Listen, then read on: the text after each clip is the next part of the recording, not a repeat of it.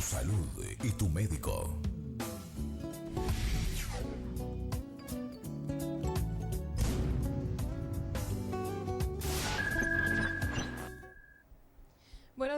Buenos días, bienvenidos. Les saluda Anielka Benavides. Estamos hoy 11 de noviembre aquí en su programa Tu Salud y tu Médico, como siempre con temas de interés para su hogar, para su vida. Y en esta ocasión vamos a hablar acerca de algo sumamente importante, la visión o el sentido de la vista. Esta es una de las capacidades sensoriales del hombre y de la mayoría de los animales. El ojo es la puerta de entrada a toda la información que normalmente retenemos, y para eso nos acompaña el doctor Víctor Pérez Pedroso. Él es especialista en oftalmología. Buenos días, doctor. Buenos días, Anielka. Es un agrado estar aquí con ustedes compartiendo sobre el sentido de la vista, del cual yo me he dedicado toda mi vida a estudiar. Muy bien, muchas gracias por acompañarnos. El gusto es nuestro para poder conocer un poquito más acerca de este sentido, de este órgano tan importante de nosotros, doctor. ¿Cuál es la importancia que tiene? ¿Cuál es su relevancia? Bueno, la vista, para que la gente sepa, es uno de los órganos que tiene más importancia en el cuerpo humano. Danse cuenta de que de los 5 sentidos que nosotros tenemos, el de la vista es el que más relevancia tiene, porque con él se procesa casi el 85-90% de la información que el ser humano tiene para aprender en la vida. De ahí que sea uno de los sentidos que hay que cuidar con más cuidado, porque sin él la información que uno obtiene es mucho más difícil de procesar.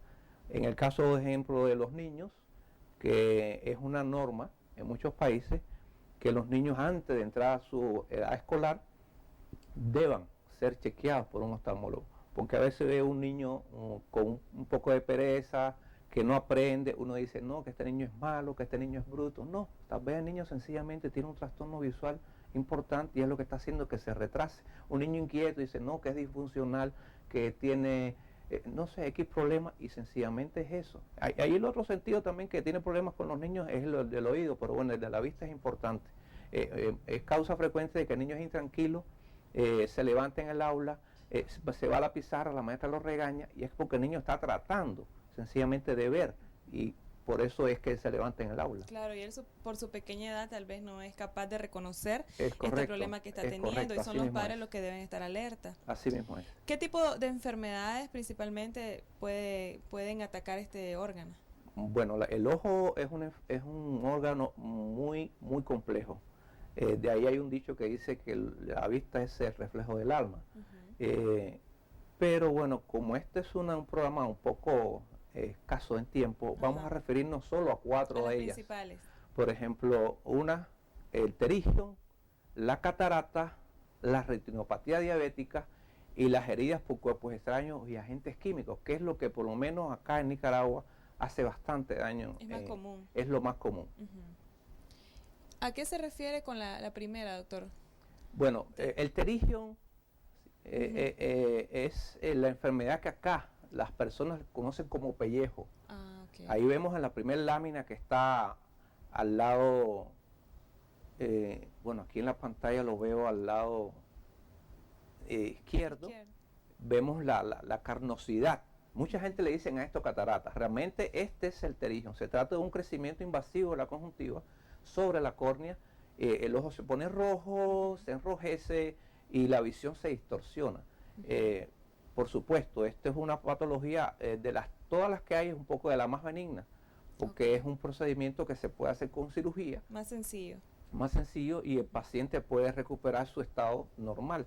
Claro, es una enfermedad que si la persona no se cuida, porque todo el mundo piensa que al operarse ya se va a curar, no es así. Por ejemplo, la persona se opera y si después de esta cirugía la persona no tiene los cuidados adecuados y no hace el reposo requerido y no tiene los cuidados, ella puede volver a nacer, sencillamente porque la persona tiene una precondición, porque esta enfermedad no sale porque sí, tiene una precondición en su ojo que es una sequedad, o hay un problema de lubricación, o hay un problema de infección. Entonces esa sería la causa de esta enfermedad. Por supuesto, las causas de ella son estas, ¿no? Que puede volver a nacer por esto.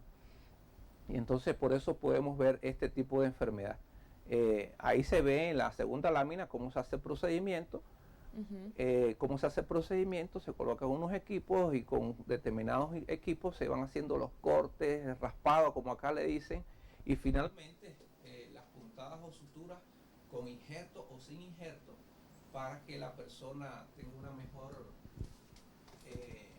recuperación visual. Muy bien. Doctor, es muy sensible el ojo, se ve como un órgano muy delicado. Entonces, los procedimientos imagino que deben tener muchísimo cuidado y se recupera igual que cualquier otro órgano.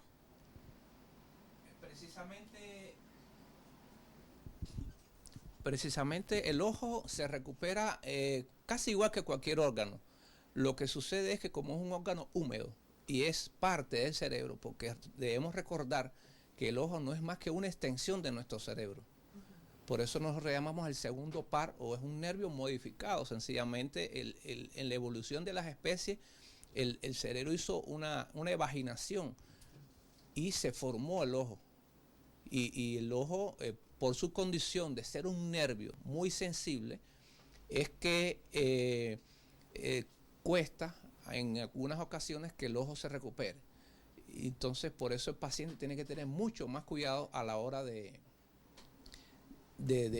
cuidar su ojo, porque con cualquier cosita él se puede enfermar, se puede infestar y puede tener problemas.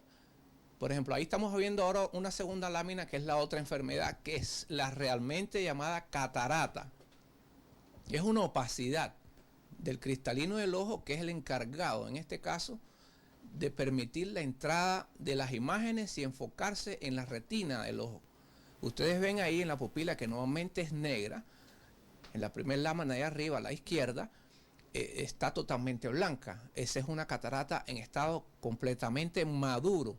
Ese es el estadio prácticamente penúltimo de una catarata. En ese estado la persona no percibe nada de luz, no hay posibilidades de que la persona pueda reconocer nada, y entonces en este caso ya ahí sí se impone una cirugía que es un poquito más delicada que la anterior, y como podemos ver en la parte de abajo, se hace un procedimiento con un corte con determinados instrumentos. Vamos a ver en otra lámina más adelante, no ahora, con qué instrumentos se sacan esto.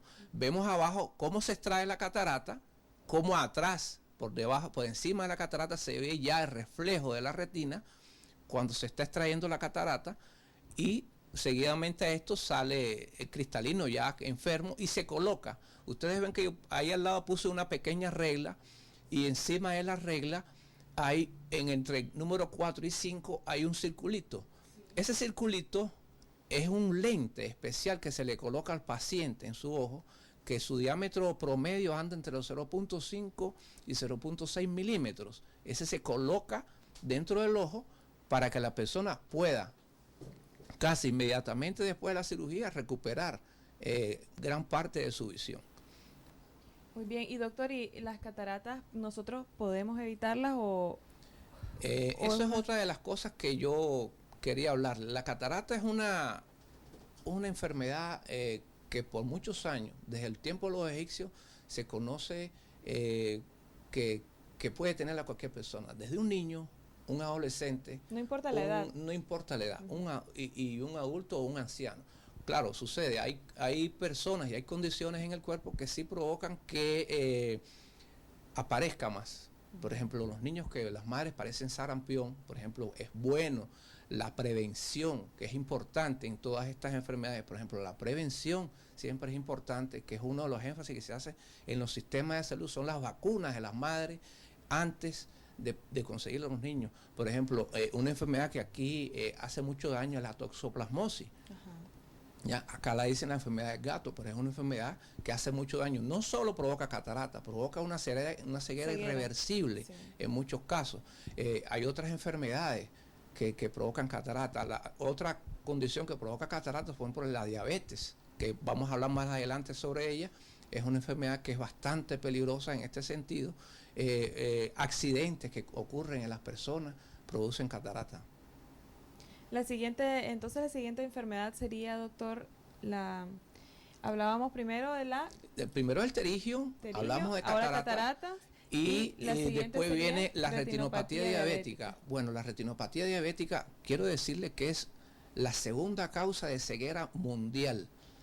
La Organización Mundial de la Salud está muy preocupada por esta, porque la incidencia no solo de diabetes, sino de ceguera está aumentando mucho. ¿A qué se debe esto? Antes los pacientes diabéticos morían muy jóvenes, porque no había los tratamientos ni las condiciones de salud que hay ahora en el mundo.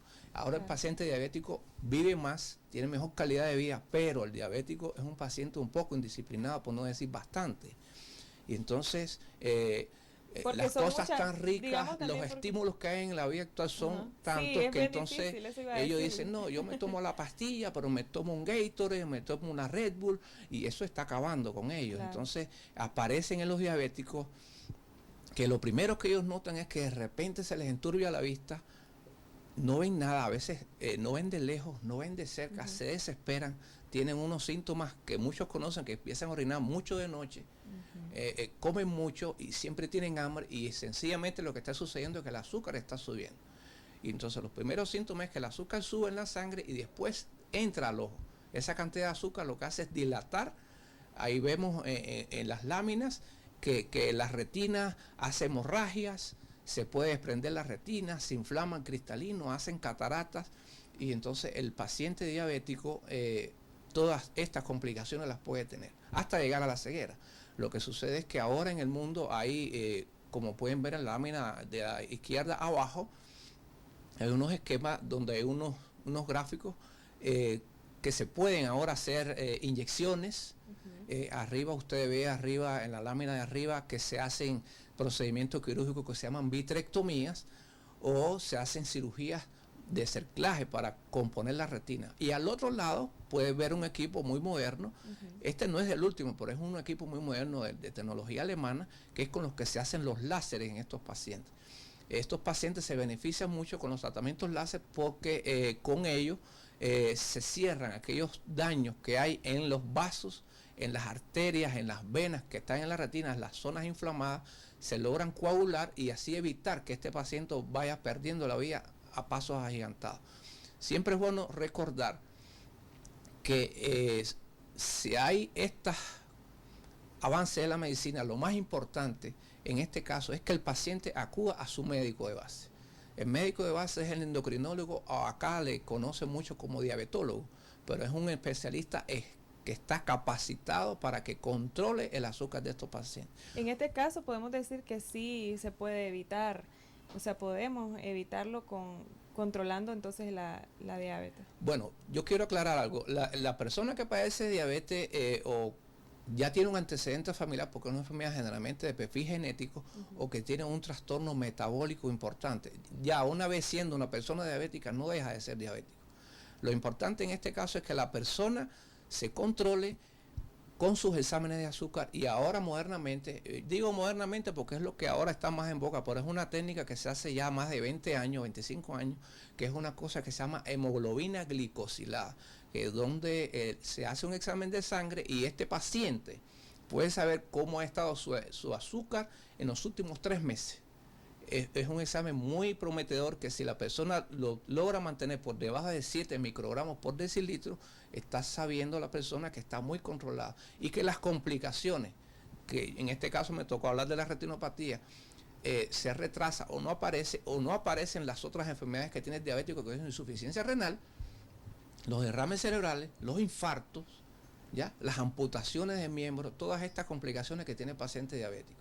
Entonces es importante que el principal control de este enfermo sea su control de su glicemia, en este caso la hemoglobina glicosilada, que muchos médicos acá, y aquí han pasado varios médicos, han hablado de este tema, que es uno de los parámetros más importantes y es con el que realmente se debe controlar a todo paciente diabético. Están los glucómetros, sí, dan una medida aproximada de cómo el paciente se debe controlar, pero este es un examen especial que sí es de mucha calidad y le dice al médico y le dice a la persona cómo ha estado en los últimos 3 meses hacia atrás en el control de su enfermedad. Bueno, vamos a ir buscando la lámina de la última enfermedad más común, y también Y también vamos a realizar, pueden realizar ustedes sus llamadas al número de nuestro estudio que luego aparecerá en pantalla para que puedan también hacerle las consultas requeridas al doctor Víctor Pérez Pedroso, especialista en oftalmología. Heridas por cuerpo extraño. Bueno, aquí estamos viendo un caso que a mí me entristece mucho porque es una persona muy joven. Sí. Estaba trabajando, acá le conocen a esos equipos como Metabo, son unas cortadoras de hierro. Esos equipos vienen con un protector y se usa para cortar hierro, láminas de perlines y esas cosas. Sí. Desgraciadamente acá hay la mala costumbre de No usar quitarle protección. protector al Metabo y arriba encima de eso no usar el protector ocular. Esto es prevención, fíjense, estas cosas no deben suceder. Este muchacho se rompió el disco, usted ven la gran herida que está en ese ojo, cortó el párpado, arrancó el ojo porque prácticamente lo perdió al momento y acá usted ven en la lámina que está a la derecha arriba el fragmento de metal. El fragmento de metal penetró tanto en el ojo que ustedes ven en la radiografía que está abajo a la derecha, una imagen debajo del globo horizontal y prácticamente penetró al cerebro. Ese hombre estuvo al borde de la muerte.